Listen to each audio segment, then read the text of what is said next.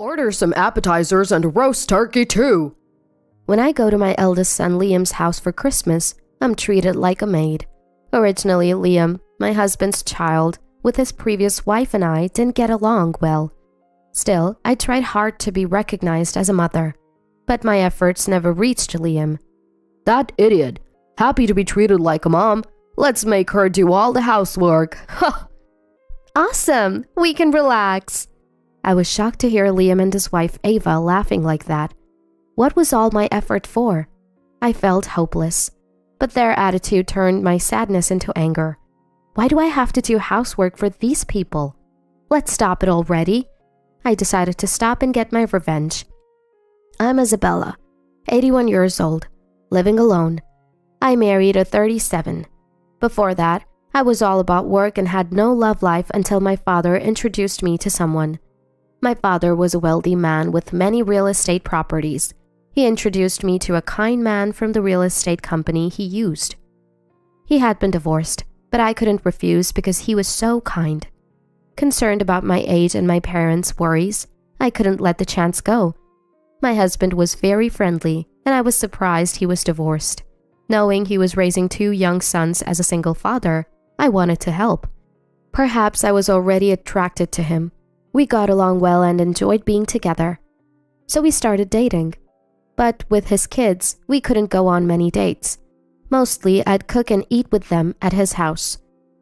Isabella, this is delicious. I want to eat it again. Thank you. I'm glad you liked it. His second son Noah quickly took a liking to me. He was a charming boy, always smiling and talking.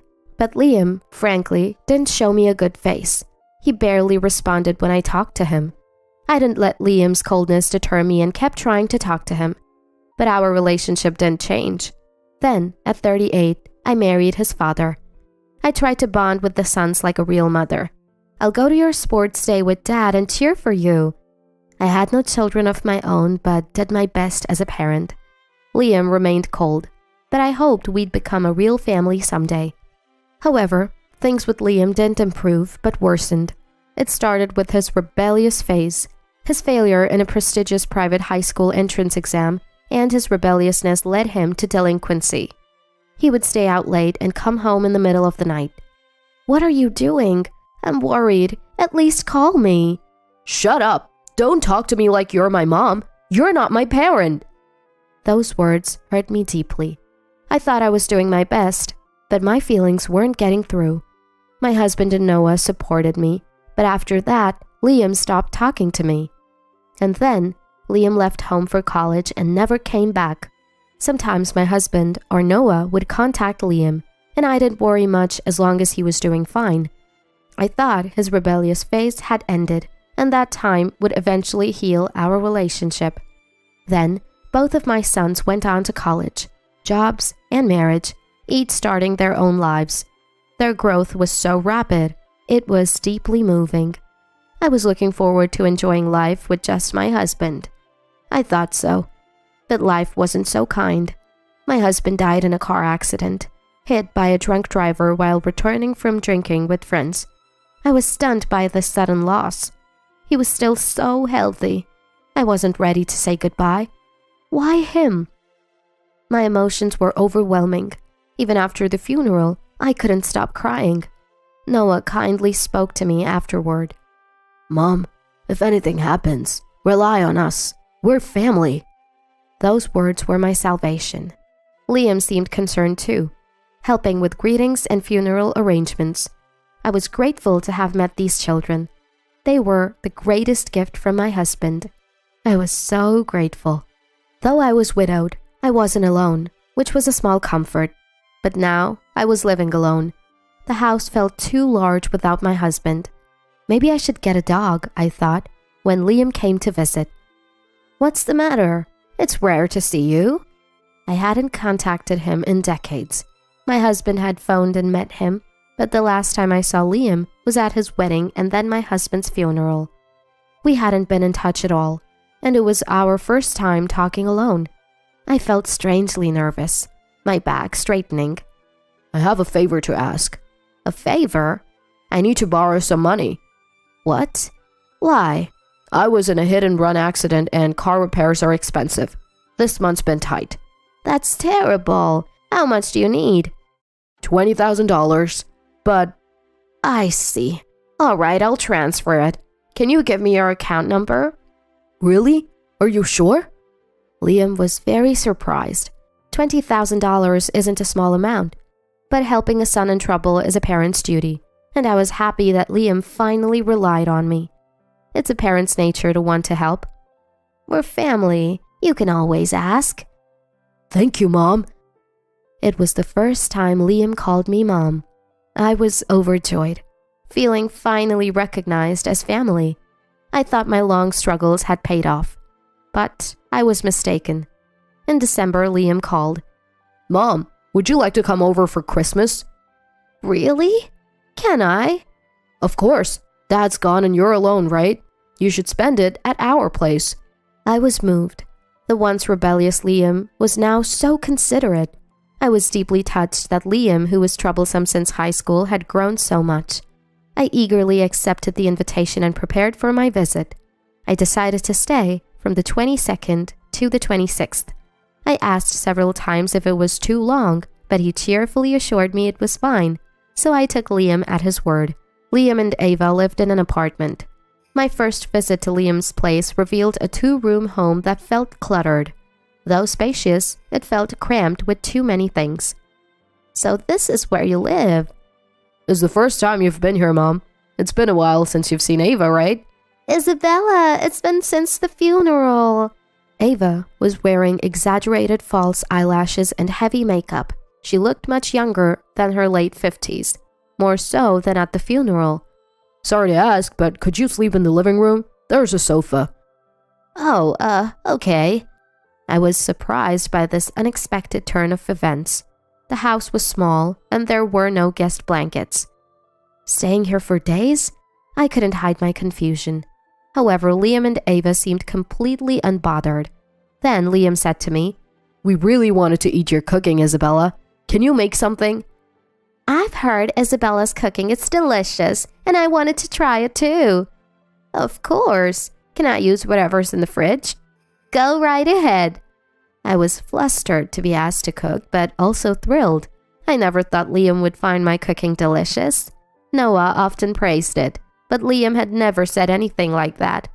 Feeling happy that he wanted to eat my food again, I started cooking in the kitchen.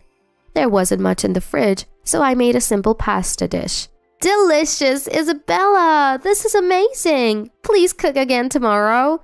Yeah, this taste. It's nostalgic. Liam and Ava ate happily. My mood was at its peak seeing their enjoyment. Of course I'll cook tomorrow too. Is there anything in particular you want to eat? Chicken pot pie for tomorrow sounds good. Chicken pot pie for dinner, right? How about pizza for lunch? Yeah, sounds great. No matter their age, to a parent they are always children. I thought to do anything for Liam and Ava, but that night I couldn't sleep due to the cold, feeling apprehensive about the days ahead. Waking up earlier than anyone, I started preparing breakfast, and Liam and Ava soon followed, lured by the smell. Waking up to a ready breakfast is the best. Thank you. They started their meal with smiles. Right, I'll go shopping today. It was cold last night. Can I buy a blanket? Sure, but we don't have cash on hand to give you. That's okay. Just do whatever then. Liam's indifferent response bothered me, but I decided to go shopping after cleaning up breakfast. At a nearby shopping center, I bought a blanket and groceries, and when I returned to the apartment, it was almost noon. Rushing home to prepare lunch, I heard Liam and Ava laughing. Man, I didn't expect it to go this smoothly. Right? Let's get her to do other chores too. If we call her Mom, she'll happily do it. Awesome! I was stunned to hear Liam's words. Such an idiot. Happy to be treated as a mother. She's so eager. Cooking and shopping since morning. Isn't that too much? If she's this soft for her son, I should have pretended to be a better son earlier. Right? Why didn't we go to Isabella for money sooner? She's not even working. Just living off of Dad's inheritance. But there should be more inheritance left to squeeze out. Fantastic! I was astonished by Liam and Ava's words. Thinking they saw me as a family was a complete misunderstanding. Liam was lying to get my husband's inheritance that I had received. Taking advantage of my generosity, they invited me for Christmas to make me do housework. I was shocked. I thought we had finally become a family. I was the only one excited. Stunned, I was approached by Liam, who was heading to the bathroom. Surprised to see me, his face stiffened for a moment, but he quickly smiled. Mom, you're back. Must have been cold outside. I'm starving. Oh, you're back. Looking forward to lunch. They spoke to me as if they hadn't been overheard, buttering me up. Still confused, I followed Liam's lead to the kitchen and began preparing the meal. They didn't help, just started eating as soon as I served the food. Oh, this is delicious. Thank you. Mom, you've always been good at housework. Could you do the laundry and cleaning too? As you can see, Ava's not good at it. Yeah, it's hard keeping up with housework when I work part-time every day. Indeed, the living room was cluttered with discarded clothes and empty plastic bottles. Far from sanitary. But now that you're off, you can do it, right? No, I really can't tidy up. Then let's do it together. Housework is easy once you get used to it. I have other things I want to do today. Mom, please. We're family, right? I just want to relax for Christmas. Liam spoke as if he were pleading, but I knew it was all an act. Why should I be the one to serve Liam and Ava? I couldn't accept it. Yet, if I refused now, it might create an unbridgeable gap between us. Maybe it's better if they're a bit selfish as family. I decided to think that way. All right, but I'd like you to help me a little. Yes. Thank you, Mom. In the end, they didn't help me at all with the housework. Instead, their behavior became increasingly arrogant. On Christmas Eve, Liam and Ava started drinking from noon, laughing stupidly while watching TV. Mom, is dinner ready yet? You're slow. Hey, did you wash this shirt yesterday? I wanted to wear it today. Mom, bring me a beer. I want some appetizers. They just lounged on the sofa, treating me like a servant. Why am I doing housework for these people? This isn't how families should treat each other. I had reached my limit and spoke to them. Why don't you stop drinking from noon and do some cleaning? I'm not the only one who should be doing housework. Drunk, Liam and Ava glared at me fiercely. What? Shut up, you old hag. Don't talk back. Right. Tell her more. You should be grateful we're even acknowledging you as family. You blood unrelated old woman. Show your gratitude through housework. It's better than being alone at home, right? Be thankful to us. Liam and Ava were completely mocking me. At that moment, my feelings for Liam disappeared. Why had I been so desperate to become family with such people? It's better to be alone than to be family with them. I have Noah. I don't want to live being looked down upon and used by these people. Unaware of my feelings, they continued to order me around. Can we order steak for Christmas? For Christmas, it's got to be appetizers, right?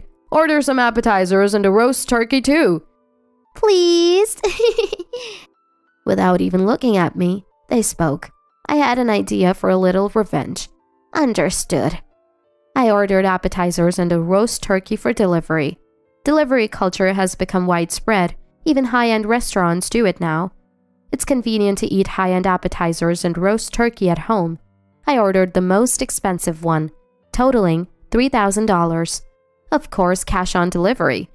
Then, leaving a note saying, "I'm going back to my house," I returned to my own home. 5 hours later, back at my house, Liam called me as I was having a quiet dinner. Hello? Hey, why did you just leave? Seems he finally realized my revenge. I suppressed a smile and coughed to stay calm. Leave? I'm just going back to my own house. Why do I need permission? Don't talk back. More importantly, why are the appetizers and roast turkey $3,000? How can we afford that? It's from a nice place. I splurged for Christmas. Trying not to laugh, I spoke, and Liam and Ava's voices got louder. They must be red-faced and angry now. We didn't ask you to order something that expensive. Then you should have ordered it yourselves. I just ordered what I thought was good since you asked me to. Why would you order something so expensive, you idiot? What's wrong with your sense of money, being so poor? Just come back and pay now. No way. It's dangerous for an old person to walk alone at night. I avoid going out after dark. What? Are you kidding? We're cutting ties with you, okay?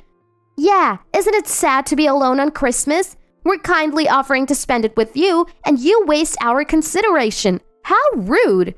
Liam and Ava threatened to cut ties with me, using the bond of family. I would have been shaken in the past, but now it didn't matter. I'd rather be alone than spend time with people who use family affection to treat me like a servant. It's fine with me. Let's cut ties then. Are you sure? A poor person with only dad's inheritance.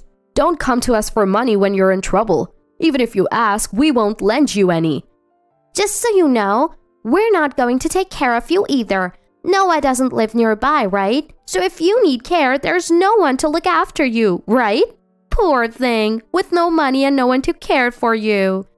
Liam and Ava seemed to think they were in a position of advantage. They always misunderstood that I was poor. In old age, you can't work, and there are medical and care expenses. They thought threatening not to support me would make me comply, but it was irrelevant to me, because I had enough money to give my son $20,000 just like that. Feeling sorry for them, I decided to tell Liam the truth before cutting ties. You keep saying I'm poor, but I'm not struggling with money. Huh? But you don't work, and you only have dad's inheritance, right? No, I have an income of about $5,000 a month, besides the inheritance. What? $5,000 a month? How come? My father was a wealthy man. An only child, I inherited his real estate. Sold some, but the remaining properties give me a steady rental income, so I'm set for my retirement. Rental income? We didn't know that. Well, of course. We hardly ever spoke, did we? True, Noah lives far away and can't take care of me in my old age, but with money, I can hire facilities or home health aides. I never intended to burden my sons with my care. I've saved enough to not be a burden in my old age. By the way, since we're cutting ties, I'll leave the inheritance only to Noah. I should write it in a will. Maybe it's time to start end-of-life planning. Wait, hold on. It's unfair, only Noah inherits. I'm your son too. Huh? Aren't you a stranger now that we've cut ties? Who are you? Don't mess around. How can you call your son a stranger? Heartless. Huh? I thought the one who treated their mother like a servant and tried to get her inheritance was heartless.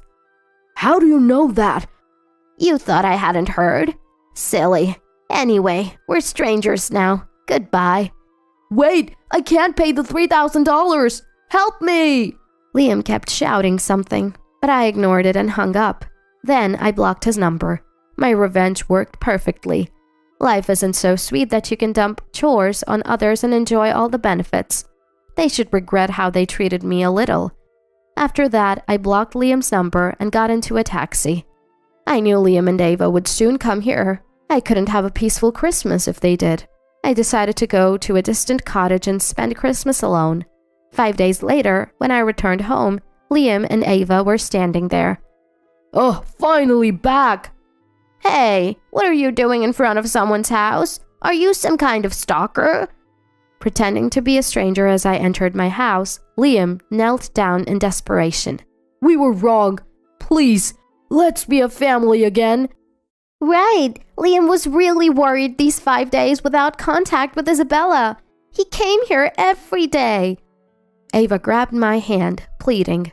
They seemed desperate. The moment they knew I had money, their attitude changed so drastically. It was disgusting. What exactly does being family mean to you? Family means helping each other out in times of trouble, right? Sure, but I'm not in trouble. What if you get into trouble someday? It's comforting to have us around, Isabella. Then I'll contact you if I'm in trouble. As I tried to enter my house, they desperately tried to stop me. Wait, you might not be in trouble, but we are. In trouble? What kind of trouble? We're out of money. Really? That's tough. Work hard. Is that all? Shouldn't there be more of a reaction? Liam and Ava looked at me in surprise. They probably expected me to lend them money. I'm tired of hearing that kind of talk. It's cold, and I just wanted to go inside. That's all I was thinking about. We have debts. The income from our jobs is so little. I'm supporting the household with my part-time job too, but the debt isn't decreasing. Please help us. Aren't you our mother? Their words had no effect on me. If you have debts, why are you taking time off for Christmas? Huh? Isn't it normal to take a break on Christmas? Aren't wages usually higher during events like Christmas? And you think you can enjoy a leisurely Christmas break with debts? You probably thought you'd get money by saying family and son again, right? That's not it. Then earn it desperately. You're in your 50s, still of an age to earn. If you're desperate enough, you can repay your debts. It's impossible. We can't just... Stop being so dependent. It's embarrassing at over 50. As a family, I'm telling you, you're too reliant on others, only thinking about taking the easy way out. Liam and Ava probably didn't expect to be lectured by me. They were wide-eyed in surprise. You can't go on like this. As a family, I care about you. So I'll be strict. I won't provide any financial support from now on. What? Earn your own money. Ignoring the speechless Liam and Ava, I entered my house. A parent isn't just there to spoil their children. As a parent, I believe it's my role to guide them on the right path, even if it means being trash. I've resolved not to indulge Liam just because he's family. Afterward, I received no contact from Liam. I heard from Noah that Liam had gotten into gambling and debts. After being rejected by me, he went to Noah for money, but was firmly turned down. I can't afford to give money to someone who just wants to gamble. I have children to take care of. Noah's words were completely reasonable.